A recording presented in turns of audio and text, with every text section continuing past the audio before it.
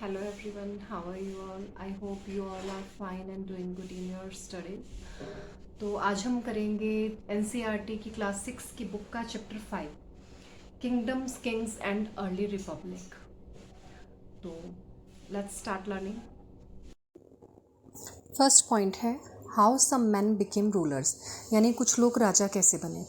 Last chapter में हमने पढ़ा था कि राजा चूज़ किए जाते थे वैदिक टाइम में।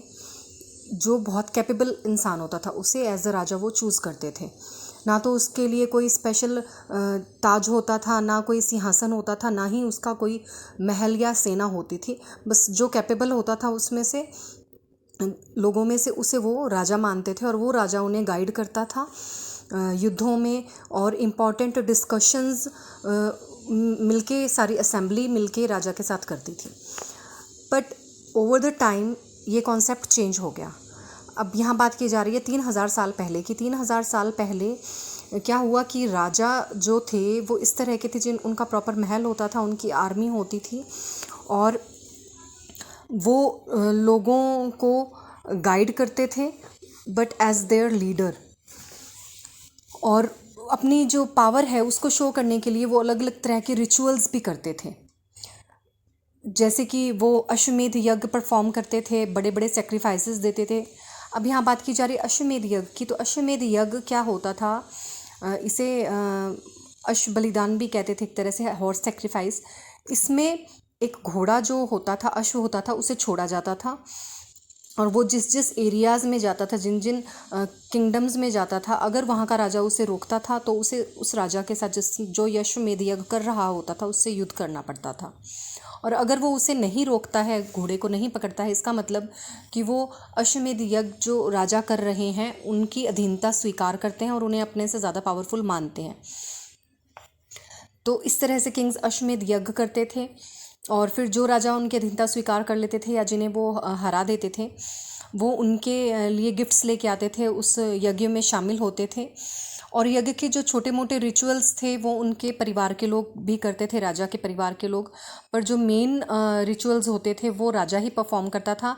और जो बड़े प्राइड्स होते थे, उनके जो बड़े ब्राह्मण होते थे, वो इस तरह के यज्ञ करवाते थे, राजा पे पवित्र जल छिड़कते थे और इस तरह के यज्ञ के लिए राजा को गाइड करते थे।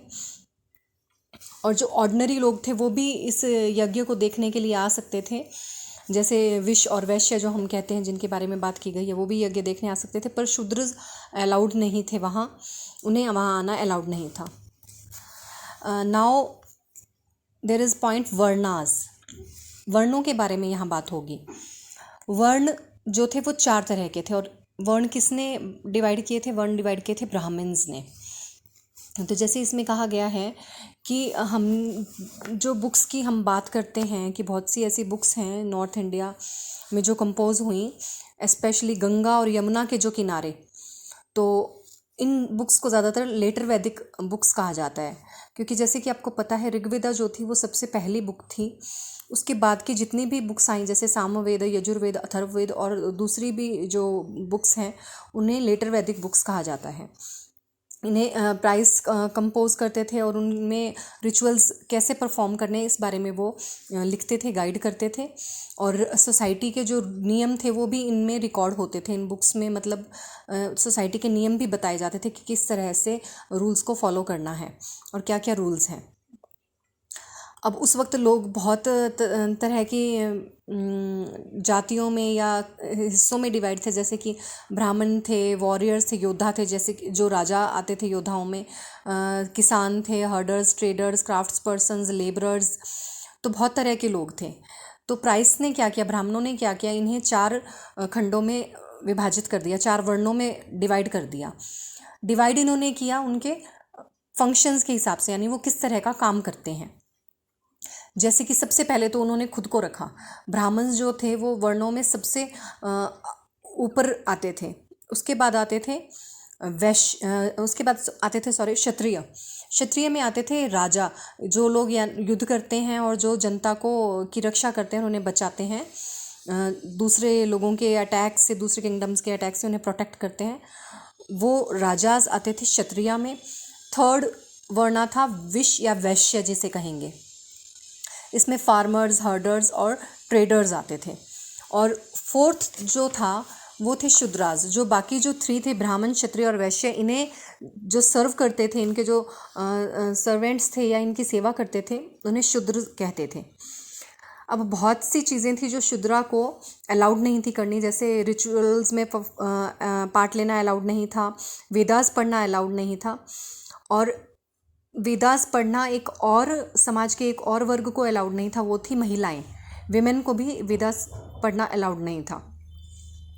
अब प्राइस्ट जो थे वो कहते थे कि ये जो अब वर्ण उन्होंने डिवाइड कर दिए, अब आगे उन वर्णों में जो संतानें जन्म लेंगी, आगे उनके जो वंश होंगे वो उसी वर्ण के कहलाएंगे। ब्राह्मण माता पिता के संतान ब्राह्मण कहलाएगी और क्षत्रिय की क्षत्रिय कहलाएगी। अब इन चारों के अलावा एक अनटचेबल जो था क्लास, वो भी इन्होंने डिसाइड कर लिया, या वो भी इन्होंने बना दिया। अनटचेबल किन लोगों को कहते थे, यानी अछूत लोग, जिनसे ये छुआछूत करते थे। वो लोग थे जो जैसे कि बरियल्स में या क्रीमेशंस में हेल्प करते थे इनको, या वहाँ जो काम करते थे इस तरह के शमशान घाटों में जो लोग काम करते थे, या जो बहुत ही नीचा काम करते थे, जैसे सफाई वाले हुए, साफ़ सफाई का, इस तरह से इनमें कई तरह के क्राफ्ट पर्सन्स भी आ जाते थे, या हंटर गैदरर्स की भी कुछ जातियाँ इसमें आ जाती थी, जिन्हें वो अनटचेबल कहते थे। और इन ग्रुप्स को मोस्टली टाउन्स से बाहर की तरफ रखा जाता था, यानी ये लोग जो शहर होता था या कस्बा होता था उसके बाहर की तरफ रहते थे। अब बहुत से लोगों ने इन वर्णास को एक्सेप्ट नहीं किया। उनका कहना था कि ये राइट नहीं है, ये सही नहीं है कि आप लोगों के काम के हिसाब से उन्हें डिवाइड कर रहे हो, किसी को अछूत कह रहे हो, किसी को नीचा बता रहे हो, किसी को ऊंचा बता रहे हो। और फिर ये भी ठीक नहीं है कि आगे उनके बर्थ के हिसाब से ही वो चीज़ चलती जाए, कि उसका गुण ना देखे जाएं, और कि उसने बस इस नीची जाति में जन्म लिया है, या जो सो कॉल्ड ब्राह्मण्स के अकॉर्डिंग जो वो जाति को नीचा समझते हैं उसमें जन्म लिया है, तो वो शूद्र है या वो अनटचेबल है। और चाहे किसी के में गुण ना हो, पर अगर वो ब्राह्मण जाति में आया तो वो उच्च जाति का है। तो ये सब बहुत से लोग इन चीज़ों को अपोज़ किया, बहुत लोगों ने, वो मानते नहीं थे, ये चीज़ें उन्हें ठीक नहीं लगती थी। और कुछ लोग ये भी फील करते थे कि जो रिचुअल्स होते हैं या जो पूजा पाठ होता है, ईश्वर पे सबका हक है, उन पूजा पाठ पे सबका हक है, तो किसी को ऊंचा या नीचा कह के हम उसे उन रिचुअल्स से अलग नहीं कर सकते, उन्हें मना नहीं कर सकते। तो ये सब था वर्णास के बारे में। अब बात आती है जनपदास की।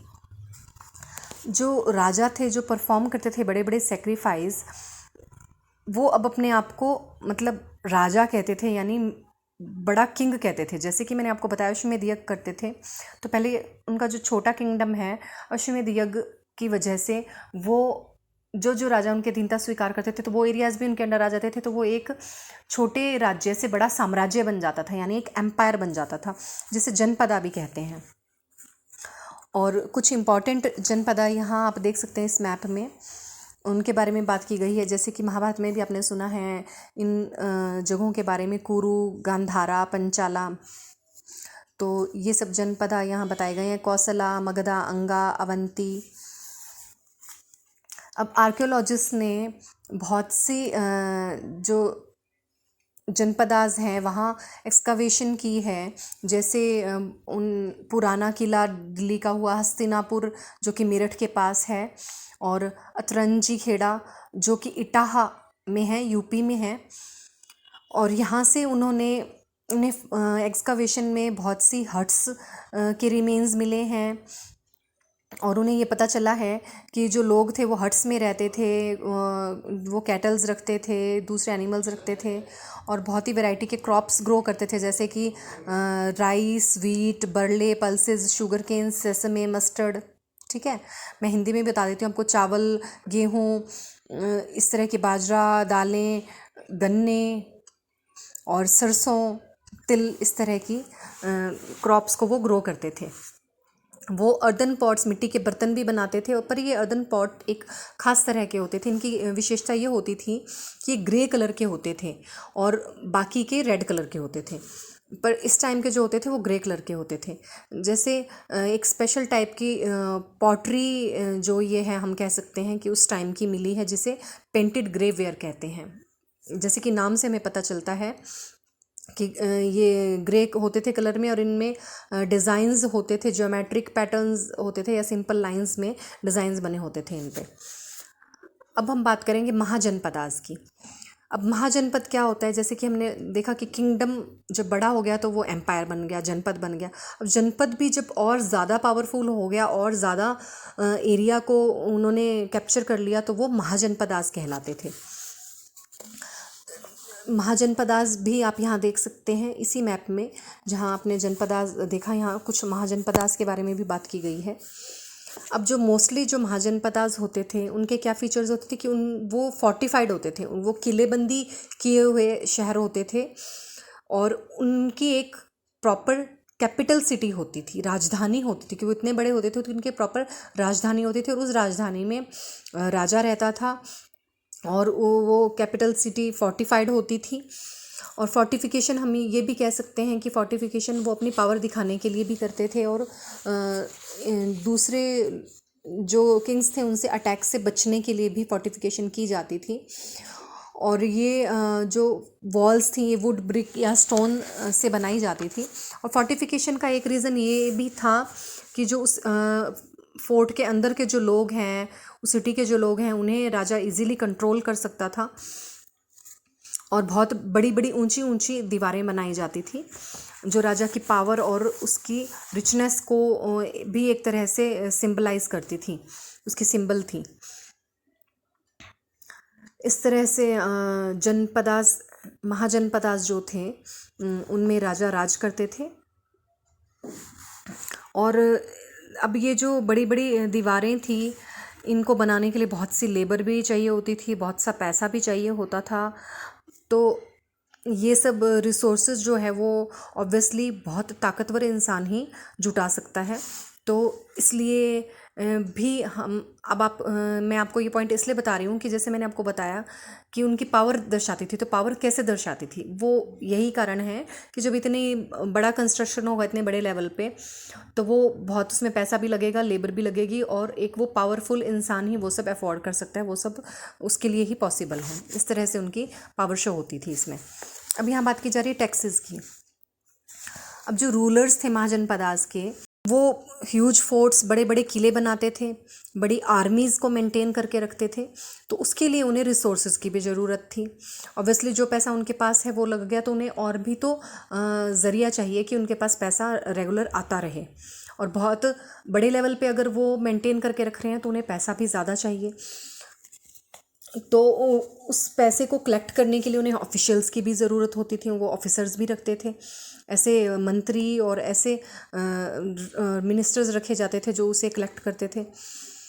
तो ओकेजनल गिफ्ट्स पे अब राजा डिपेंड नहीं रह सकते थे, क्योंकि वो जनपदा या महाजनपदा के राजा थे, तो वो ओकेजनल गिफ्ट्स पे डिपेंड नहीं कर सकते, तो उन्होंने रेगुलर टैक्सेस लगाना शुरू कर दिया। अब ये टैक्सेस किस तरह के होते थे? अब टैक्सेस जो होते थे वो लोगों पे, जैसे मैंने आपको बताया अलग अलग तरह के लोग थे, फार्मर्स, क्राफ्ट्स पर्सन्स, तो उन सब लोगों के काम पे लगते थे। जैसे कि जो फार्मर्स थे, जब वो फसल ग्रो करते थे तो उनका जो प्रोडक्शन थी उसके जो 1/6 जो पार्ट था वो फिक्स था कि वो राजा को देंगे, जिसे भागा कहते थे, या भागा का मतलब होता है कि शेयर। ठीक है। अब सेकंड तरह के जो टैक्सेस थे वो क्राफ्ट्स पर्सन्स पे लगते थे, और ये किस फॉर्म में होते थे? ये लेबर की फॉर्म में होते थे। जैसे कि अगर कोई सुनार है तो वो एक दिन के लिए राजा के लिए काम करेगा, अगर कोई बुनाईकार है तो वो एक दिन के लिए राजा के लिए काम करेगा, महीने में एक बार। इस तरह से लेबर की फॉर्म में क्राफ्ट्स पर्सन्स टैक्सेस देते थे। हर्डर्स जो थे उन्हें भी टैक्सेस देने पड़ते थे, वो भी टैक्सेस देते थे। वो किस फॉर्म में टैक्सेस देते थे? वो एनिमल्स या एनिमल प्रोड्यूस के फॉर्म में टैक्सेस देते थे। जानवरों से मिली हुई चीज़ों जैसे दूध, घी, ये सब देते थे राजा को, या जानवर देते थे बलि के लिए या भोजन के लिए। इस तरह से हर्डर्स टैक्सेस देते थे। अब जो ट्रेडर्स थे, जो व्यापारी थे, वो टैक्सेस देते थे in the form of money और गुड्स। तो वो टैक्सेस लगते थे उनकी गुड्स जो वो लेके आते थे बाहर से या बाहर बेचते थे, दोनों पे। हंटर और गैदरर्स जो थे वो जो फॉरेस्ट से जो वो कलेक्ट करते थे या जो उन्हें मिलता था वो प्रोड्यूस राजा को दे के अपना टैक्स चुकाते थे। तो ये हमने बात की टैक्सेस के बारे में। Now on page 52, changes in agriculture. अब एग्रीकल्चर में किस तरह के चेंजेस आए? दो मेजर चेंजेस आए एग्रीकल्चर में इस वक्त में। एक जो था वो था आयरन प्लो। जो आयरन के हल होते थे यानी लोहे के हल, उन्हें यूज़ करना शुरू कर दिया था लोगों ने। पहले लोग लकड़ी के हल यूज़ करते थे, पर आयरन के हल यूज़ करने से उन्हें ये फ़ायदा हुआ कि जो सख्त मिट्टी थी उसे वो अच्छी तरह से उपजाऊ बना सकते थे। मतलब उसको सॉइल को अच्छे से हल जोत सकते थे उस पर, और इजीली ग्रेन्स उस पर उगा सकते थे।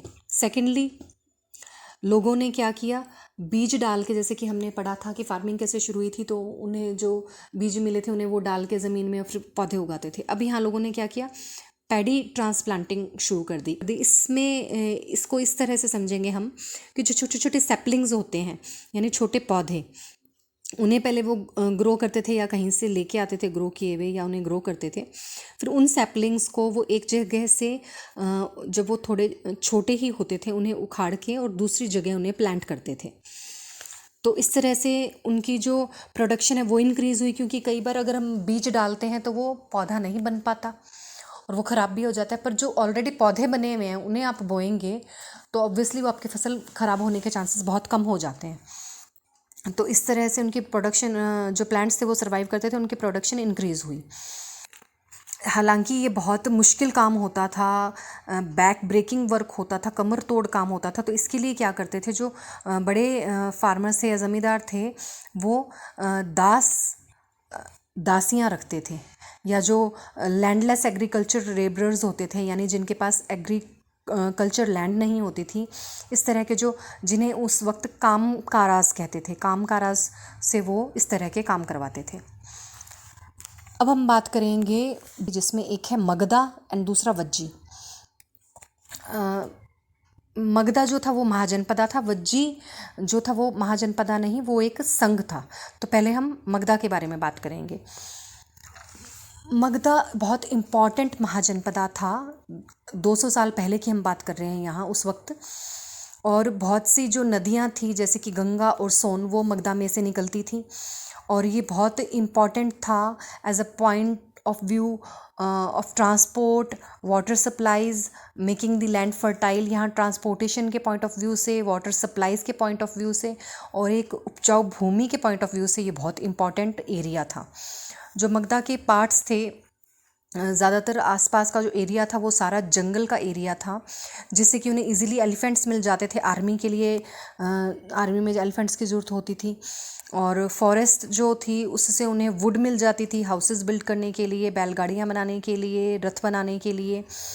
और आयरन जो माइंस थी वो भी इस एरिया के आसपास थी, जिससे कि उन्हें इजीली आयरन भी मिल जाता था और वो टूल्स और वेपन्स इजीली बना पाते थे। मगध के जो दो बड़े पावरफुल रूलर्स थे वो थे बिंबिसार और Ajatashatru, who used all possible means to conquer other janapadas, जिन्होंने हर तरह की कोशिश की दूसरे जनपदास को जीत के अपने एरिया को, मगधा को महाजनपदा उन्होंने बनाया। और जो महापद्मानंदा था वो एक और फेमस रूलर था मगधा का। उसने नॉर्थ वेस्ट जो पार्ट था सब कॉन्टिनेंट का, वहाँ तक अपना साम्राज्य फैला लिया था। और जो राजगृह थी बिहार में है, ये मगधा का जो एरिया है ये प्रेजेंट डे बिहार में आता है। तो राजगृह उस वक्त बोला जाता था, अब उसका नाम राजगीर है, वो वहाँ की मगधा की कैपिटल हुआ करती थी। Later the capital was shifted to Pataliputra, present day Patna. 2300 साल पहले एक रूलर जिसका नाम अलेक्जेंडर था, जिसके बारे में हम पिछले चैप्टर्स में भी बात कर चुके हैं, वो मैसेडोनिया यूरोप से आया और वो पूरी दुनिया जीतने की चाह से अपने प्रदेश से निकला। पर वो, जैसे कि हमें पता है कि दुनिया जीत नहीं पाया था, तो उसने इजिप्ट जीत लिया था, जैसे कि वेस्ट एशिया जीत लिया था, तो वो इंडिया भी आया इंडिया को जीतने की इच्छा से। पर जैसे ही ब्यास नदी के किनारे वो पहुंचा तो जो वो मार्च करना चाहता था आगे व्यास नदी को क्रॉस करके, तो उसके सोल्जर्स ने रिफ्यूज़ कर दिया आगे जाने से, क्योंकि वो ये उन्होंने सुना था कि जो इंडिया के रूलर्स हैं उनके बहुत बड़ी बड़ी आर्मीज़ हैं, जिसमें कि पैदल सेना भी है, रथ सेना भी है, हाथी सेना भी है। तो वो ये सब जो उन्होंने बातें सुनी थी उससे वो घबरा रहे थे और डर रहे थे, तो उन्होंने ब्यास को क्रॉस करने से रिफ्यूज़ कर दिया था। अब यहाँ बात की जा रही है वज्जी की। अब मगधा जो था वो एक पावरफुल किंगडम था, ठीक है, जैसे हमने बात कर ली। पर जो वज्जी था उसकी कैपिटल थी वैशाली। वैशाली बिहार में है, और ये एक अलग तरह की गवर्नमेंट के अंडर था, और ये भी बहुत पावरफुल था। ये गवर्नमेंट जो थी उसे कहते थे गणा या संघा। गणा, जैसे कि आप इस बॉक्स में देख सकते हैं, गणा is used for a group. गणा जो वर्ड है वो एक ऐसे ग्रुप के लिए यूज़ किया जाता है जिसके बहुत से मेंबर्स होते हैं। और संघा, संघा का मतलब होता है एक ऑर्गेनाइजेशन या एक एसोसिएशन। संघ वर्ड आजकल के टाइम में भी यूज़ किया जाता है ऑर्गेनाइजेशन और एसोसिएशंस के लिए। आपने बहुत बार सुना होगा संघ के बारे में। अब जो ये राजास थे, यानी जो संघ या गणा के जो थे, उनके बहुत से राजा थे, मतलब एक रूलर फिक्स नहीं होता था, उनके बहुत से राजा हुआ करते थे। और कई बार तो ऐसा होता था कि thousands of people ruled together and each one was known as a raja. तो ये जो राजास थे ये परफॉर्म करते थे रिचुअल्स, सब एक साथ रिचुअल्स परफॉर्म करते थे, मिल के रहते थे, असेंबलीज इनकी साथ में होती थी, और वो फिर उन असेंबलीज में डिसाइड करते थे कि उन्हें क्या काम करना है, किस तरह से डेवलपमेंट करना है अपने एरिया का। और डिस्कशन या डिबेट्स होती थी इंपॉर्टेंट टॉपिक्स पे। जैसे फॉर एग्जांपल कि अगर किसी ने अटैक कर दिया किसी आर्मी ने, तो वो मिलते थे और डिस्कस करते थे कि अब क्या करना है इस खतरे को दूर करने के लिए। जबकि जो औरतें थी या दासियाँ थे या कर्मकारास थे, वो अलाउड नहीं थे इन असेंबलीज़ में, वो इन असेंबलीज़ में पार्टिसिपेट नहीं करते थे। अब हम जैसे कि जानते हैं कि जो भगवान बुद्ध हैं या भगवान महावीर हैं, वो दोनों ही इन्हीं गणाज और संघाज से बिलोंग करते थे। और कुछ डिस्क्रिप्शंस संघाज के बुद्धिस्ट बुक्स में भी मिलते हैं, बुद्धिस्ट बुक्स में भी इसके बारे में बात की गई है। Now come on page 54 of this book. अब यहाँ बताया गया है एक अकाउंट के बारे में, एक घटना के बारे में बात की गई है वज्जिस की, फ्रॉम द दीघा निकाया। एक दीघा निकाया जो कि एक फेमस बुद्धिस्ट बुक है, उसमें इस अकाउंट को दिया गया है। और इसमें बुद्धास की, जो दीघा निकाय है, इसमें बुद्धास की बहुत सी स्पीचेस भी दी हुई हैं। ये सब लिखा गया था 2300 साल पहले। अब अजातशत्रु और जो वज्जीज है उसके बारे में यहाँ एक कुछ इंसिडेंट बताया गया है कि जो अजातशत्रु था वो वज्जीज पे अटैक करना चाहता था, तो उसने एक मिनिस्टर जिसका नाम वसाकारा था भगवान बुद्ध के पास उसे भेजा उनकी एडवाइस लेने के लिए। तो भगवान बुद्ध ने उसे कहा कि क्या वज्जीज फ्रिक्वेंटली मीटिंग्स कर रहे हैं और फुल असेंबलीज़ में मिल रहे हैं। तो जब उन्होंने ये सुना कि हाँ वो ऐसा ही कर रहे हैं, तो उन्होंने रिप्लाई किया कि जो वज्जीज हैं, वज्जीज वुड कंटिन्यू टू प्रॉस्पर, मतलब वज्जीज ऐसे ही प्रॉस्पर करते रहेंगे, फलते फूलते रहेंगे, तरक्की करते रहेंगे एज लॉन्ग एज, पर शर्त क्या थी, तब कब तक, जब तक वो इसी तरह की full assemblies, frequent public assemblies conduct करते रहेंगे, और जब तक वो एक साथ मिलके एक काम करेंगे, एक दूसरे से मिलते रहेंगे और साथ में काम करते रहेंगे, जब तक वो रूल्स फॉलो करेंगे, जब तक वो रिस्पेक्ट करेंगे, सपोर्ट करेंगे और सुनेंगे अपने से बड़ों को। और जो वज्जी विमेन हैं उन्हें ज़बरदस्ती पकड़ के नहीं रखेंगे या कैप्चर नहीं करेंगे, और चैत्याज जो लोकल श्राइन्स हैं उन्हें मेंटेन करके रखेंगे, टाउन्स में भी और विलेजेस में भी।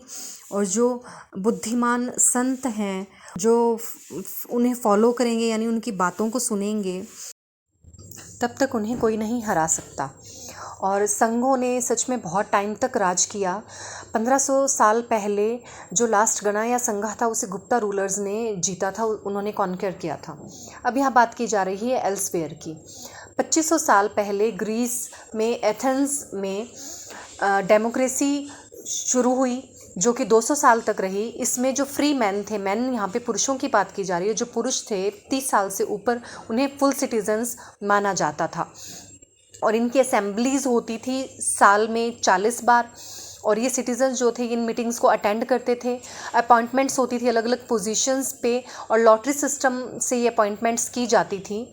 और ये जो सिटीजन्स थे इनसे एक्सपेक्ट किया जाता था कि ये आर्मी और नेवी में सर्व करें। पर यहाँ ये बात बताई जा रही है कि जो सिटीजन्स थे उनमें औरतों को सिटीज़न कंसिडर नहीं किया जाता था। फॉरेनर्स थे, ऐसे लोग जो वहाँ काम करने आए हैं या वहाँ बहुत टाइम से रह रहे हैं, उन्हें भी सिटीज़न नहीं माना जाता था। क्राफ्ट्स पर्सन्स को भी सिटीजन्स के राइट्स नहीं मिले थे। और इस तरह के बहुत सारे दास जो एथेंस में रहते थे, जो वहाँ काम करते थे माइंस में, फील्ड्स में, घरों में, वर्कशॉप्स में, उन्हें भी सिटीज़न नहीं माना जाता था। तो ये होता है हमारा चैप्टर कंप्लीट। आई होप आपको समझ आया हो।